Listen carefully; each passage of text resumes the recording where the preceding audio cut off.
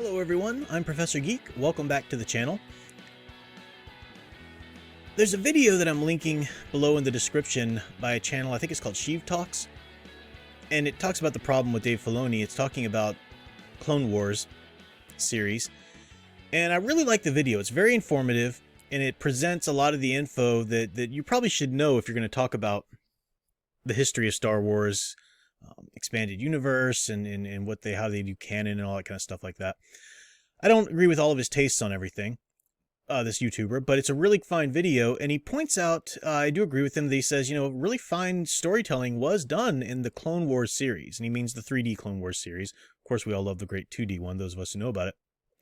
But he says, fine storytelling was done there, but he points out the many ways that Filoni just blatantly spit in the face, needlessly spit in the face of EU fans with just completely ignoring their continuity. And he points out in the video how Filoni has said repeatedly that he doesn't like to be put in a creative box. I don't like to be put in a creative box. Now we'll come back to that sentiment in a second because I've heard that a lot, and that's nothing makes my blood boil more than hearing somebody say that. But this video points out how there were sort of tiers of canon. Filoni, of course, was allowed to do whatever he wanted in terms of he didn't have to stick to EU canon when he was doing the Clone Wars, per se. But he did have somebody on his staff, that was telling him that his job was to tell him, hey, this is what the continuity is here. This is where you're going to break that and this and that. And he just didn't care. And as the examples that Sheev Talks points out, it's like, would that have actually altered Filoni's story that he wanted to tell much, just to change that name or to change that thing or to change this or that? No, it's just whenever you hear somebody, an artist, a writer, say they don't like to be put in a box, I've obtained an MFA in creative writing. I've worked as a published writer, a publisher, an editor. I've worn all those hats, and I've heard people say that in numerous different ways and different occasions. And each time somebody says that, it's coming from either arrogance, laziness, or most likely both. That's what that kind of philosophy comes from. And most people would realize that, right? Most people would realize that. When Bendis came into DC and started writing just willy-nilly Superman, he didn't bother with catching up on any continuity. He didn't bother learning the characters even. He had Barry Allen's Flash walking around with red hair talking like Wally West, and is like, oh, my bad. It was ridiculous. He didn't bother doing any research, and that's insulting. It's disrespectful to your fandom, to the people that you're trying to sell your stories to, when you just come in and you're like, I do my thing. I shouldn't have to read. I shouldn't have to research. I shouldn't have to make sure my story meets any of that. No. Now their reasoning there is that I've got a great story I want to tell, and I can't be impinged upon by any little standing continuity things or whatever. That's a thin defense, and anybody can see through it. But for whatever reason, people who just bought into this narrative that, Filoni, Favreau, they're saving Star Wars. Hey, come on, you can't put creatives in a box, right? I mean, no, because they've got good stories they want to tell, and you can't just tell them that they should. People just suddenly try to defend this, and not as many people anymore after the atrocities that were Boba Fett and the Obi-Wan Kenobi series. Thankfully, people are seeing that the Emperor has no clothes, but there are still people out there who try to defend that nonsense. Filoni it's arrogance. It's saying I am going to tell my story. I shouldn't have to read that. It's laziness because, that's research. You got to do that research. If you don't want to tell a Star Wars story, then don't tell a Star Wars story. If you've got a really cool space opera story that you want to tell, go tell that. But no, it's somebody who looks at, your blocks, a child on the floor who's built their little castle with their blocks. And the other kid comes over and says, I want to build a castle. You say, great, go get some more blocks and build your castle. No, I want to build here. I want to knock that turret down, and I want to change this, and I want to build that. It's like, no, these are my blocks. I just built this. I know, but I've got something that I want to do. It's really cool, and I can't be hindered by what you've done here. So I just want to knock that down. No, you jerk, you lazy, arrogant prick. Go over there and do it yourself. But that's the kind of mentality by these people. Like, I can't be put in a creative box. This is something that Filoni does a lot. Filoni is also not a good writer. I'm just going to say that he's not a good writer. And I've got things to back this up. Now, he's a producer primarily. He's not even primarily a writer in his career thus far. You look to things that he's written or been listed as a writer on, and he's a writer most of the time. Now, he has written some things by himself. We'll talk about some of those, but he is a writer most of the time, and that's usually in the context of a producer. And as a producer who's also a writer, anybody who's in the industry or been in sort of a setup like that, a context like that, whether they're writing for a comic or writing for a show or whatever, they'll tell you the producer writer is going to come in with the main ideas. This is what I want to happen in this show. This is what I want, this or that. And they've got the final say, and they write off, and they can veto anything that, they want.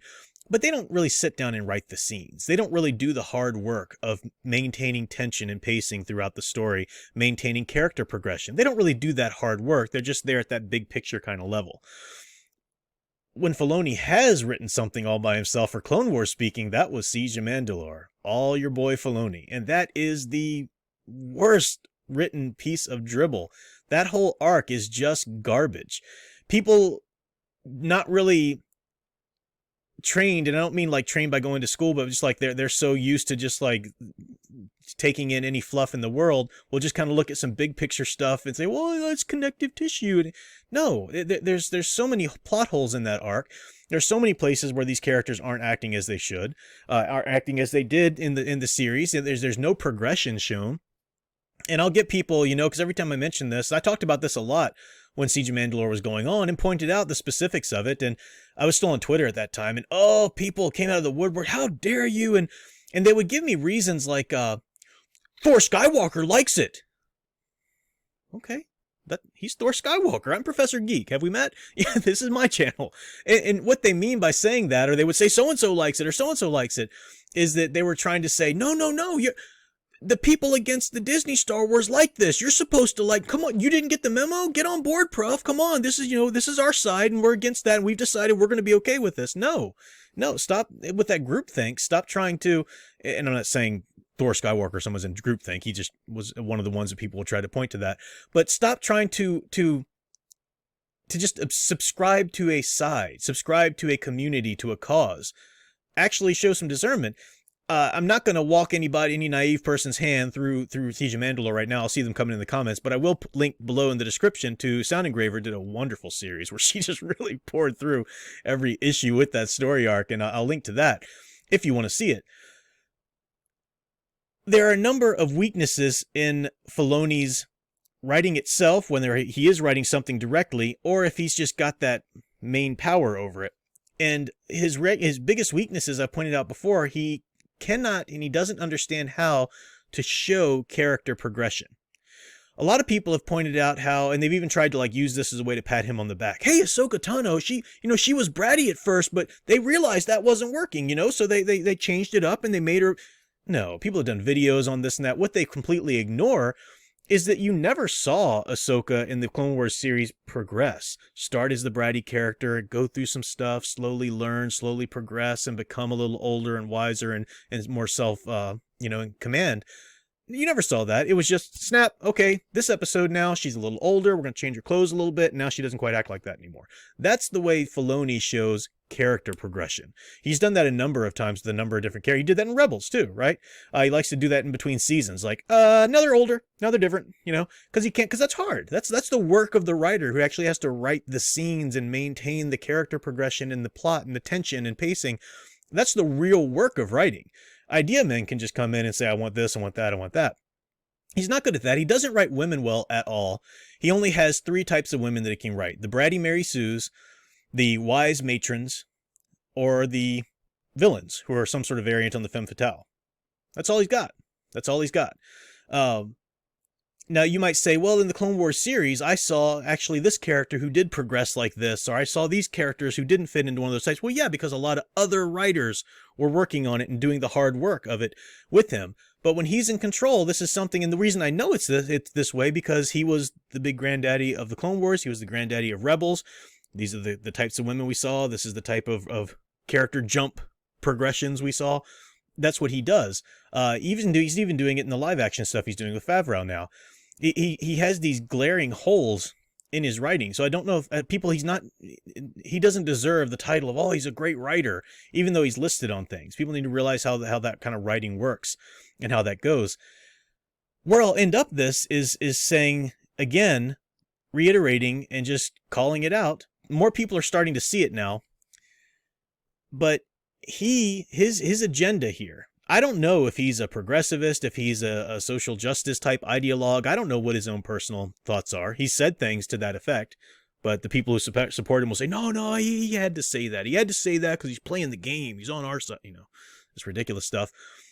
But one thing we know very much for certain of his agenda is that he is trying to remake Star Wars into the Ahsoka Tano story.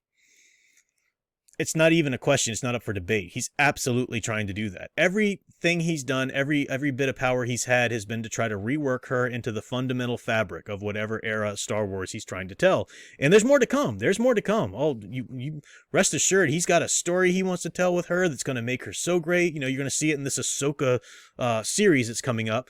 He's already trying to liken her and write her as though she's Gandalf from Lord of the Rings, some such nonsense. And that's telling, right? Because think of how Gandalf was in Lord of the Rings. It was it's Frodo's story, but that you take Gandalf out of that story, everything crumbles apart. He was behind the scenes and a part of so much. He was just the connective tissue, and everything from The Hobbit to Lord of the Rings. And that's what Filoni wants to make Ahsoka to the whole Star Wars story, prequels to whatever garbage they're doing next after their version of the original trilogy or whatever. And I don't know if it's at best, he's an amateur writer just in love with his character. She's his darling, and he can't let anything bad happen to her, and she's got to be in everything cool, and she gets to fight everybody important, and she gets to do all the, that's just an amateur writer thing. At worst, he's got some sort of sick perversion of her. And I'm not just saying that to be funny, because a lot of the ways he's tried to push her and insist upon her and throw a fit when she's not treated well and whatnot, it speaks to a little bit more than just an amateurish writer, desperately clinging to their darling. So I don't know what the deal is, but mark my words, I've said this before, and he's just continued to do so, in front of people. He is trying to rework the Star Wars story into her story. He wants Ahsoka Tano to be the character you think of when you think of Star Wars. Not Luke Skywalker, not Anakin Skywalker, Ahsoka Tano. She's the important one, guys. And I'll end with this. That is just fine with Kathleen Kennedy. Because that's her agenda. The Force is female. She doesn't care if you're rooting for Rey or for Ahsoka, whatever. You're playing right into her hand. But people are, no, take that, Kathleen Kennedy. We're supporting Ahsoka and not your Rey. Does she care? It's just sheep pretending that they're scoring one against the big bad wolf, whatever. No, this is ridiculous. But people can't see it. People can't see it. And how this wraps back around to my previous video is in that stop saying, well, I need to, so what new stuff should I support? None. Stop it. Go and spend all that time and energy arguing, posting, hashtagging on the new stuff. Spend it on the old stuff. Spend it on celebrating the old stuff, on keeping it relevant, keeping it before people's eyes. The Star Wars, whether you're an EU fan or an old Marvel Comics fan of Star Wars or just the old original trilogy and prequel movies or whatever, or either one, that's the stuff we need to continue to celebrate, and this need for more. I'll start repeating myself if I go into that, but it's because of that psychological need people have for community, for whatever. It's not a love for the work that's the story of Star Wars, the myth of Star Wars has done in our society. The myth of Star Wars is so indelibly linked to the hero's journey because that's how George Lucas crafted it. He very much knew what he was doing. He was a Jungian, studying under Joseph Campbell. He knew that was the deal, and he crafted that so at the core of the Star Wars story, which is why it has resonated throughout the decades, which is why people couldn't leave it alone. They desperately crave more stories of Luke Skywalker to the point where other writers came in and started writing the novels, and we got the EU, and now we're in the era where people are saying, forget all that stuff. Let's just tell some new stories, new characters, new eras, Well, what they want to do by that is sever, not only just say Luke Skywalker or the Skywalker saga, quote unquote, but sever that tie with the hero's journey, sever that tie with the kinds of stories, with the resonant stories, so that they can rework their own new agendas in and push that, and push the feminist story arc type agenda or whatever, or, as we've seen already with Rey and so forth, and even Ahsoka and so forth. So I'll stop there, probably start repeating myself, but just thoughts on that. Drives me crazy when people treat Filoni like he's just some hallowed chosen one. It's nonsense. It's nonsense. But I'll be back for more. Until next time, keep enjoying and digging deeper into the hero stories you love.